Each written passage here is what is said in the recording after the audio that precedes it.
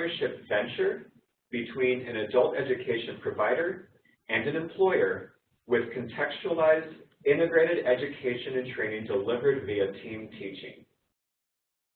The Basic Skills instructor provides contextualized, integrated English literacy and civics education in the context of content relevant to your employer partner.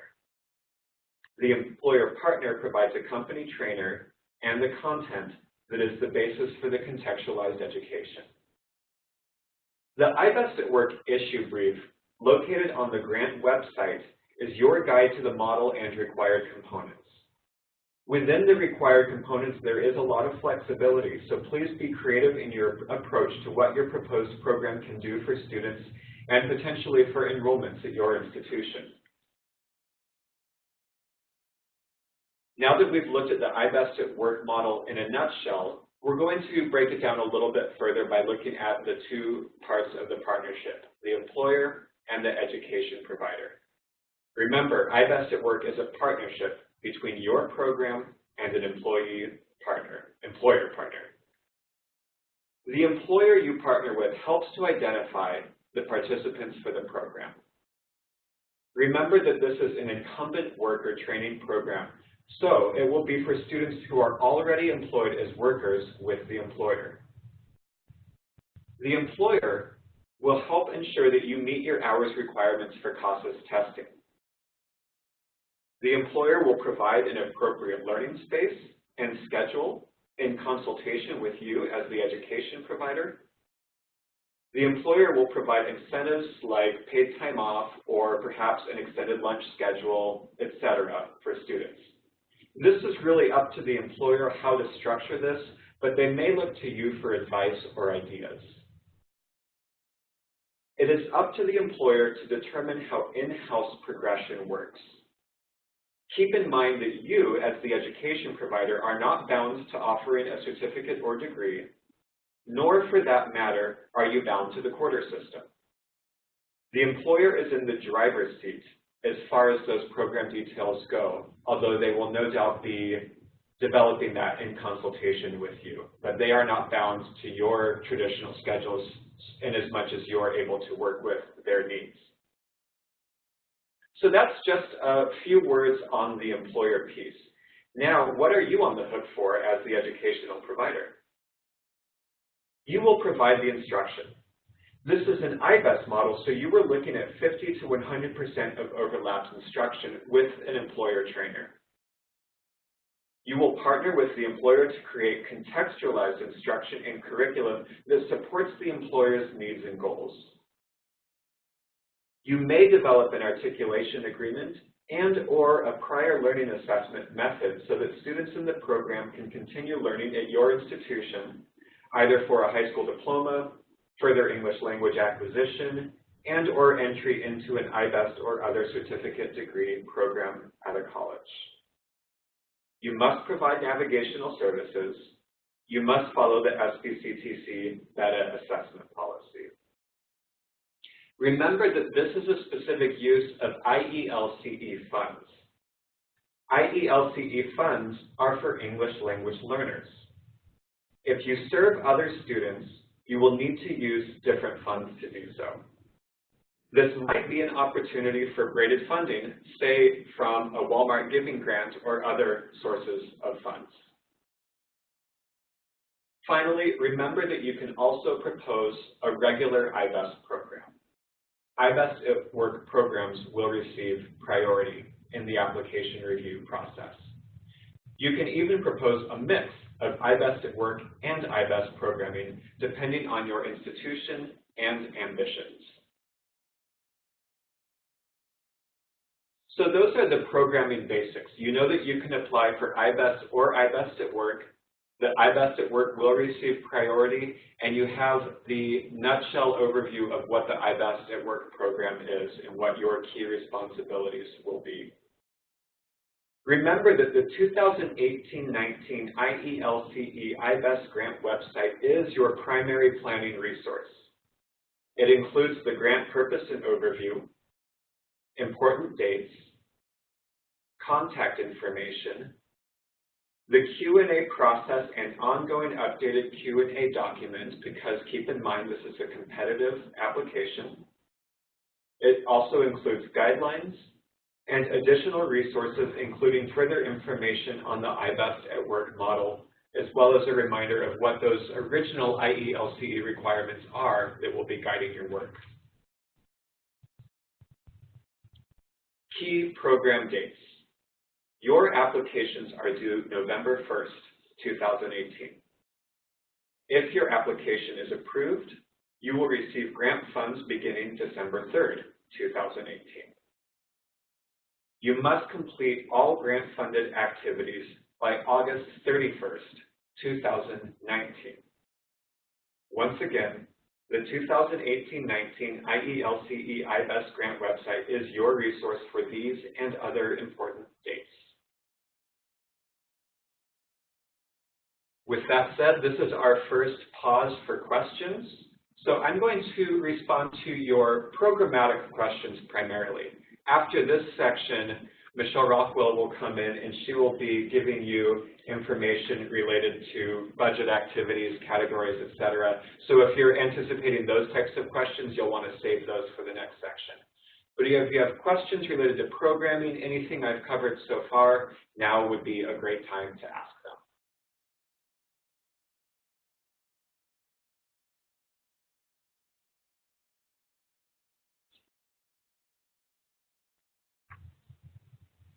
We have a question from Daphne. Thank you, Daphne, asking, does the organization you are working with have to provide all of the curriculum? That's a great question.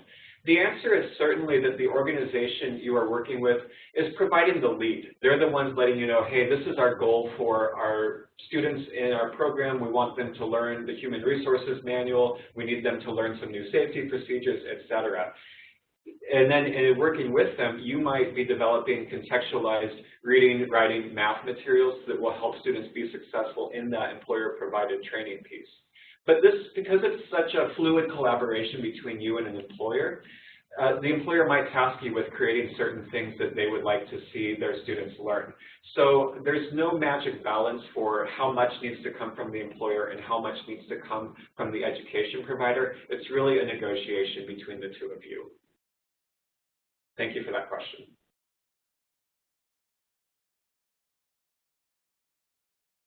We have time for additional questions.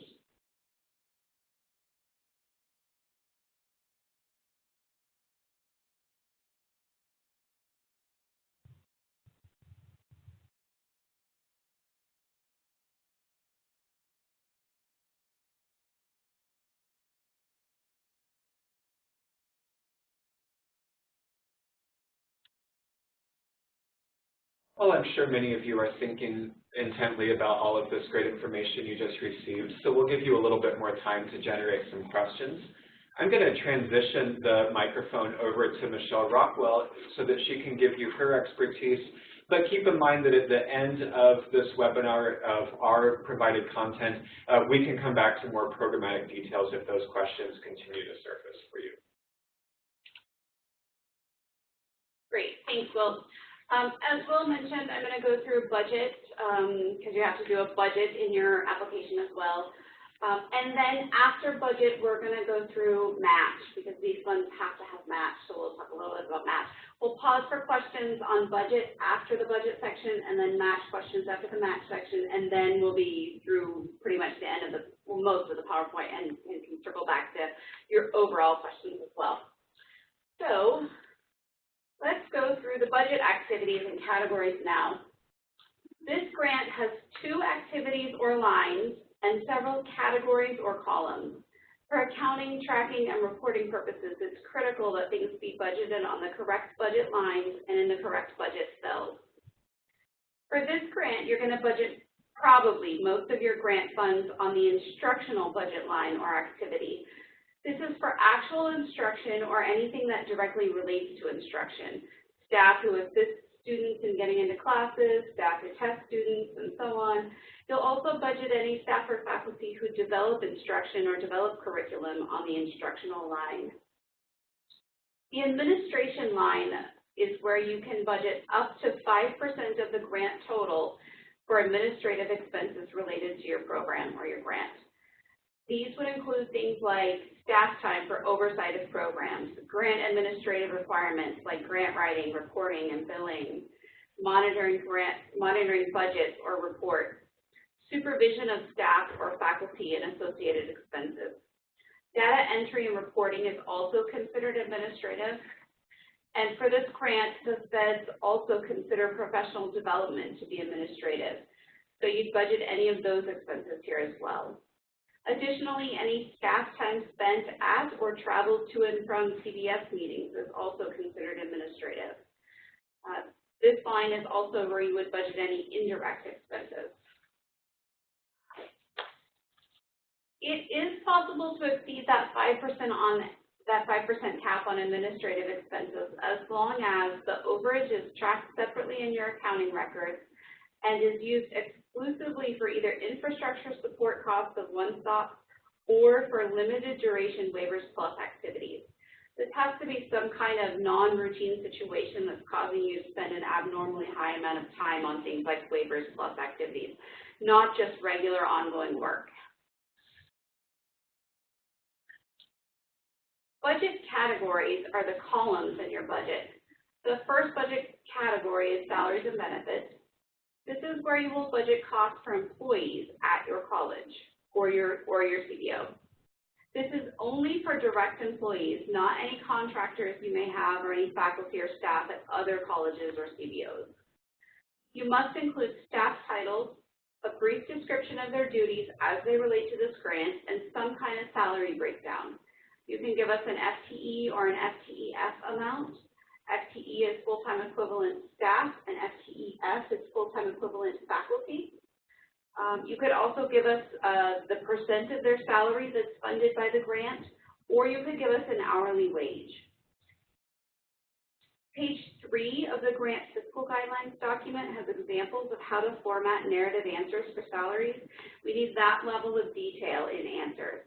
You don't have to go overboard and give us too much detail, but at least give us that minimum. So really kind of use page 3 of the fiscal guidelines as an example for what type of answer to give us here. Pages 14 and 15 of the grant fiscal guidelines contain details to help you calculate FTE or FTEF if those are helpful. If that's too hard, just give us some kind of an hourly wage. That's fine as well. Goods and services is where you'll budget items that you'll purchase from these grant funds. You would also budget services here. Services include things like interagency agreements or interlocal agreements, which are defined as contracts between two or more public entities. For example, if your college had a sub-agreement under this grant with another college, another community college. Services also include the fee that you would pay to AmeriCorps if you use any of their personnel for this grant. Tell us what you're going to purchase. Be more specific than just writing goods and services, and I'm using air quotes around goods and services. It's okay to be a little bit generic, but not too generic. You could say you'll purchase office supplies. You don't need to tell us every item you'll purchase, like pens, paper, paper clips, envelopes, etc. Please be aware, though, that any non-consumable items must be retained by your organization for use in your basic education program. So if you're purchasing books, learning materials, classroom supplies, be sure to tell us that they'll be retained by your organization. You can lend those items to students, but you can't give them to the students to keep permanently if you purchase them from this grant. Building rental and utilization is if you have to rent space to accomplish grant objectives. This might be rent at a community building where you offer beta services. Any rent charged to this grant has to be at or below what is considered to be fair market value in your area. In your budget narrative, please verify that rent is at or below fair market value, or FMV. Also, keep documentation that backs that statement up on file at your organization. Your grants or business office should be able to help you determine what fair market value is for your area. If they're not able to help you, typically a real estate agent in your office can help tell you what the going rate is, what fair market value is. Also, the only way you can charge rent of a college or college foundation-owned facility to this grant is if your college or foundation has a policy that rent is charged to every program, not just your beta program. If that's the case, be sure to include in your narrative that it is your college's policy to charge rent to all programs, and be sure to keep documentation in your files as well. Travel is the next budget category. It's fairly self-explanatory. Just tell us generally why the travel is required. Is it for meetings with other colleges or CBOs for shared projects? Is it travel to professional development activities? If it's for travel to professional development, be sure to budget that on the administration line of your grant, not the instructional line. The only reminders I have for you are that all state travel rules must be followed and state travel rates must be used. And your organization may also have internal processes that you must follow as well. Contracts is the next budget category. This is where you'll budget any true contracts your organization has. This might be something like a guest speaker or a contractor for curriculum development. Give us a brief description of what the contract is for. Don't forget that any rules that apply to your organization under this grant must be passed along to the contractor as well. For example, if you're required to follow state rules and state rates for any travel, if you contract with someone and will reimburse their travel expenses, you also have to make sure that they follow all state rules and rates for the travel. Capital outlays is next. The most important thing to remember with capital outlays is that they must be approved by SBCTC prior to your organization making the purchase. If they're not already in your budget, do a budget revision in OBIS to add them before you make the purchase. Capital outlays are defined as property or equipment with a useful life in excess of 1 year and a per unit acquisition cost of $5,000 or more. In your budget, we need you to be pretty specific about the capital outlays that will be purchased. You can't just put a placeholder in your budget that simply says equipment. We have to know exactly what it is and be able to approve the specific items you'll purchase them before you purchase them. Capital outlays must typically be considered special purpose items to be an eligible grant expense. General purpose items like furniture with a per unit cost of $5,000 or more probably would not be approved. I think the only capital outlay item I've ever seen in a beta budget in the last 10 years or so that I've been reading them was for a Scantron reader or some such thing. It's quite a while ago. I don't imagine you're going to use this budget cell, but just be aware if you do have some kind of specialized piece of equipment, make sure you get it approved by us prior to purchase. Indirect is the last category. Your organization can claim up to 5% of salaries, but not benefits, charged to the grant as indirect. This is to cover such costs as operation, maintenance, library, student administration expenses. These are expenses that you can't clearly allocate to an individual program. Your college or CBO has them. You just can't easily say, oh, this 37-cent charge goes to this program. For CBOs, you must submit a copy of your federally approved indirect cost rate with your application if you want to take that 5% indirect. Do we have any questions about budget before we go on to match?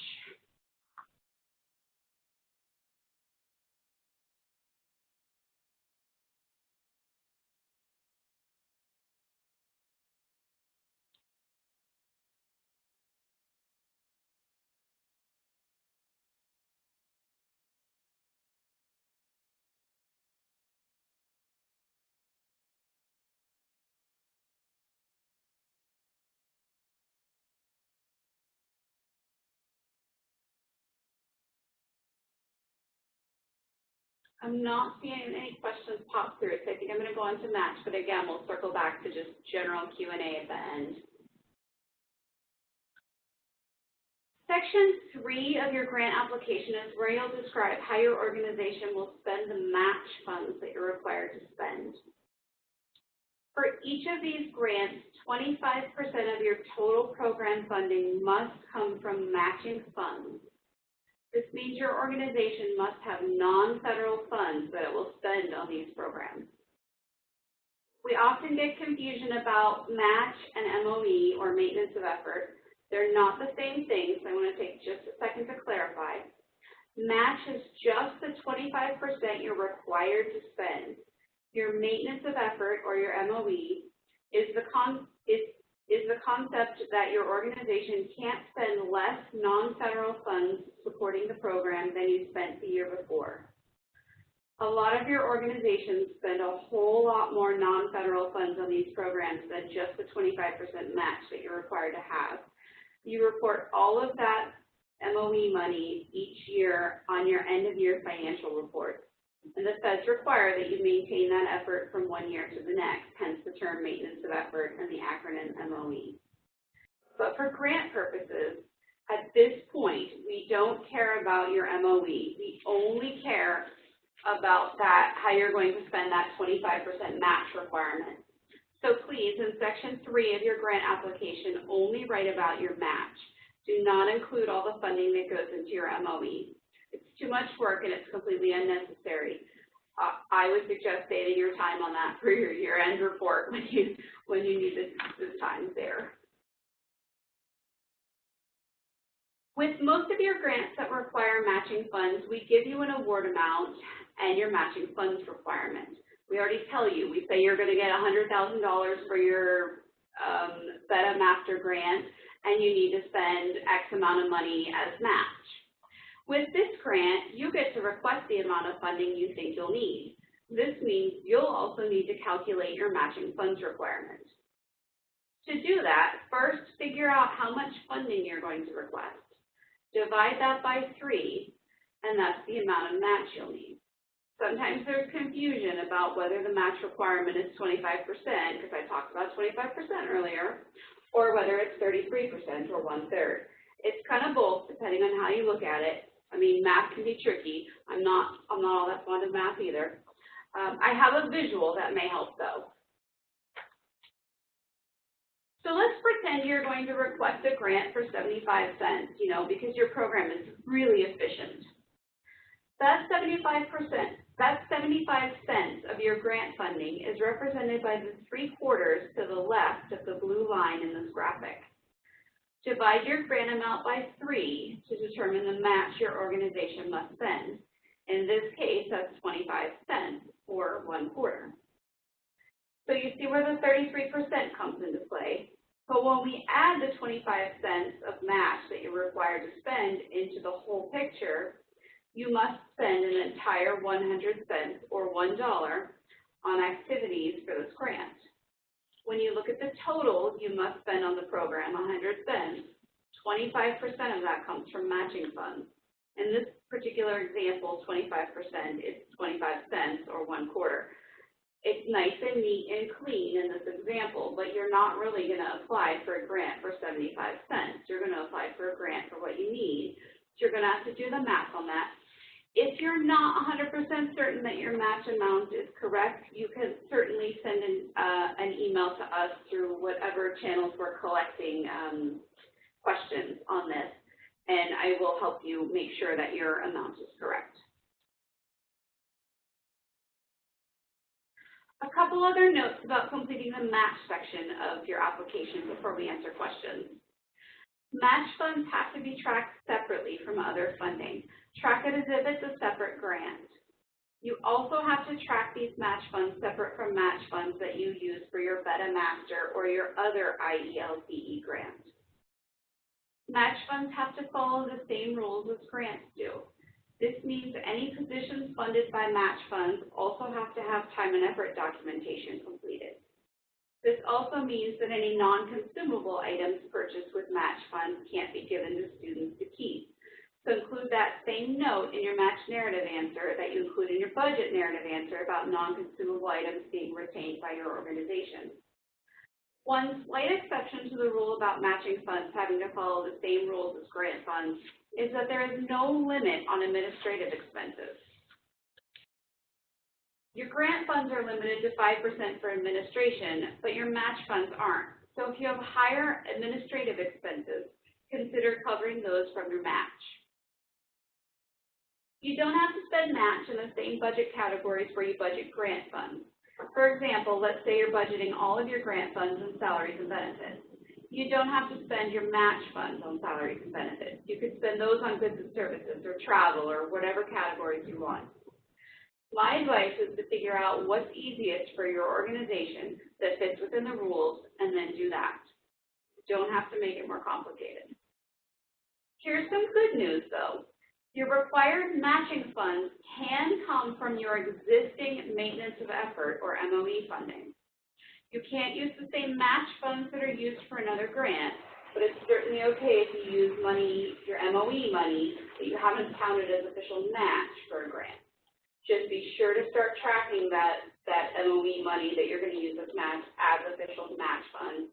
Make sure people are doing time and effort that are funded by them, etc. So, any questions about match or budget?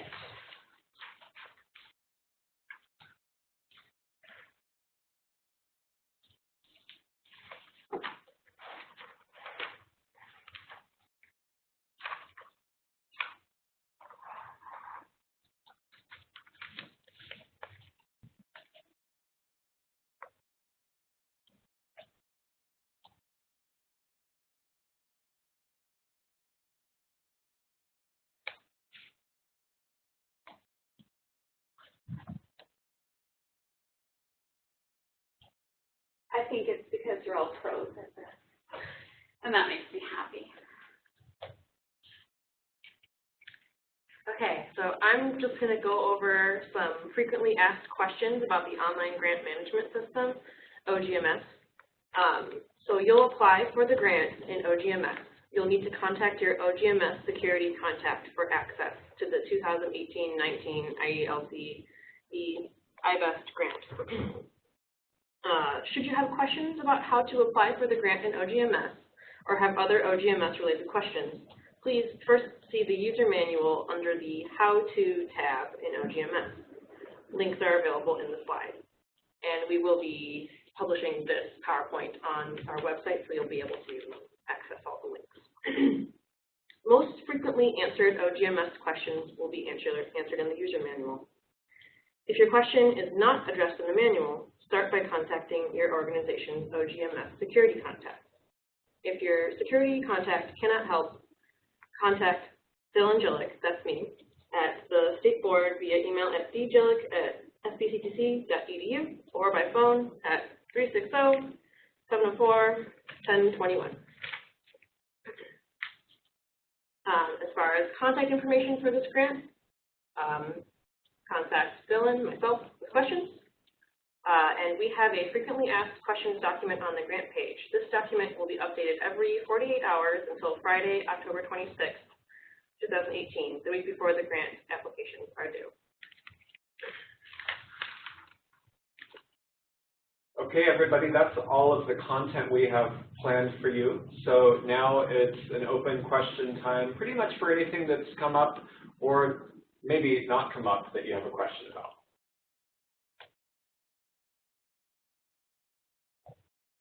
And you can use chat or voice.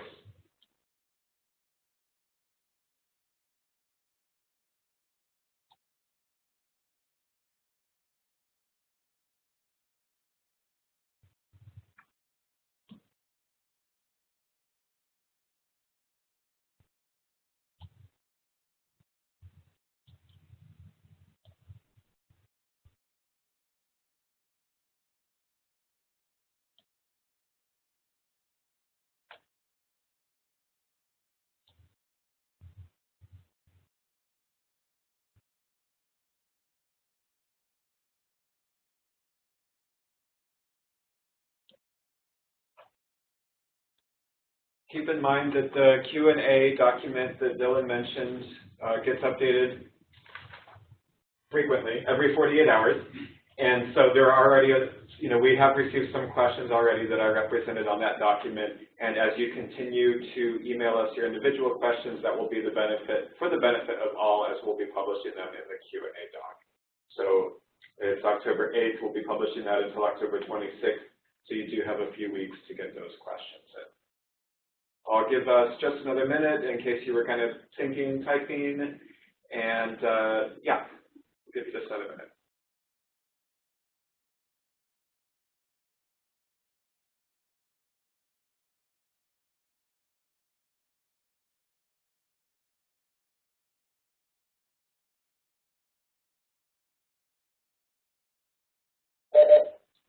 Also, I think this is a helpful reminder to those of you who are a bit newer to this.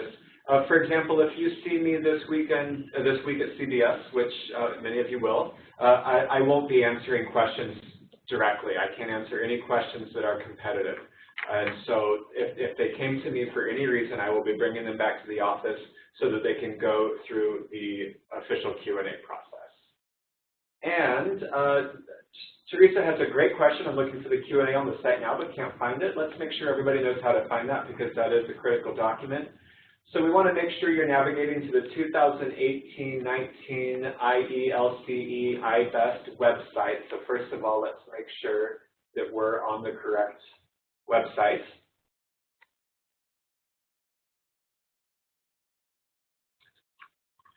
And I will even attempt to navigate that through this webinar so that you can view it.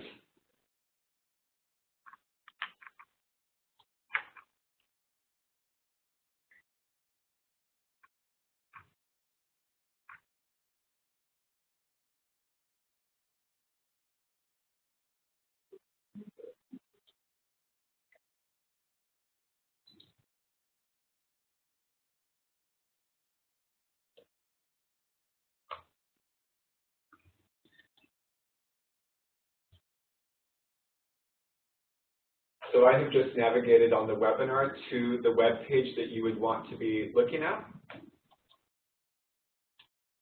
which has lots of helpful things on it, including the IELCE I-BEST question and answer PDF.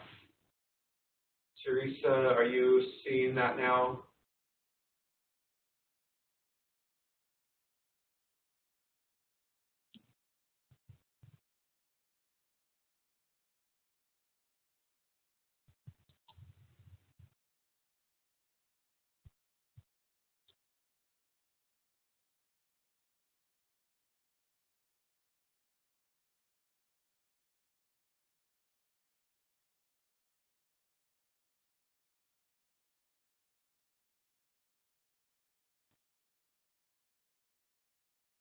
Well, it's here for posterity. We'll have it in the recording. So, I guess I should follow the breadcrumbs.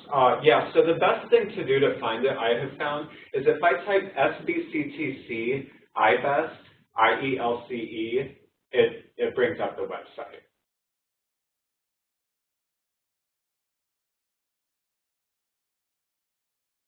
It's a mouthful, but it's really SBCTC I-BEST IELCE that's going to find that.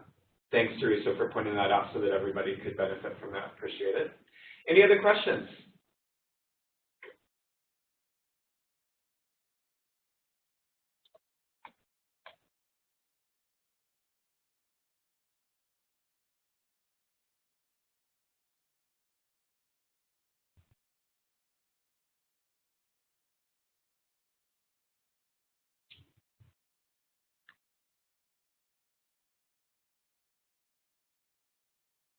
Okay, well, I look forward to your applications, and now that you know the Q&A process, we look forward to receiving those from you, and happy application writing.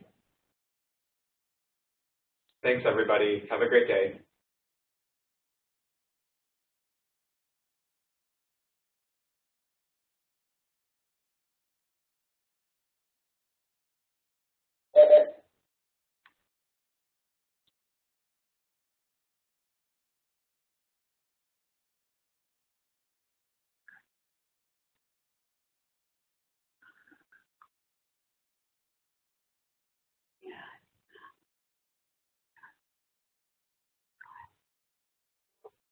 It looks like we just had another question pop into the chat.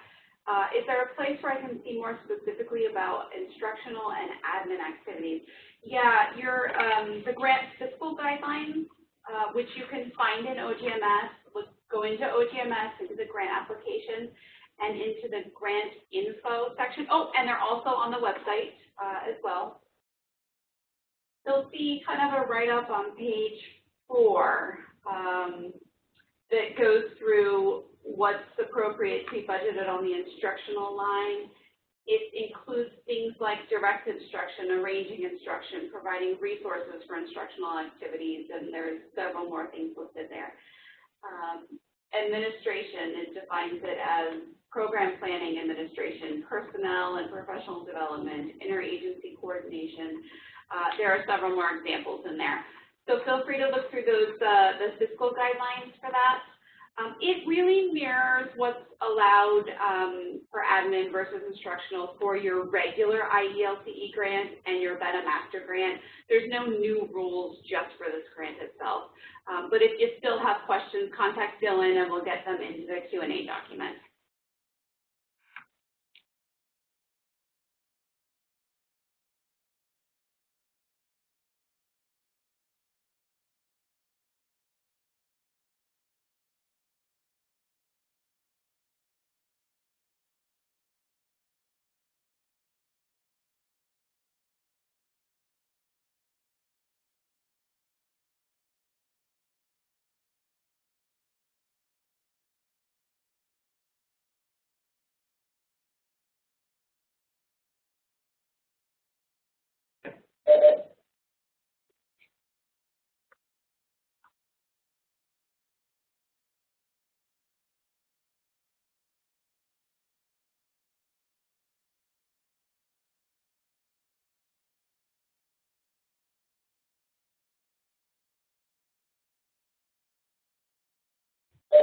Okay, we are officially done. For those of you still on, we have no further questions, and this webinar has concluded.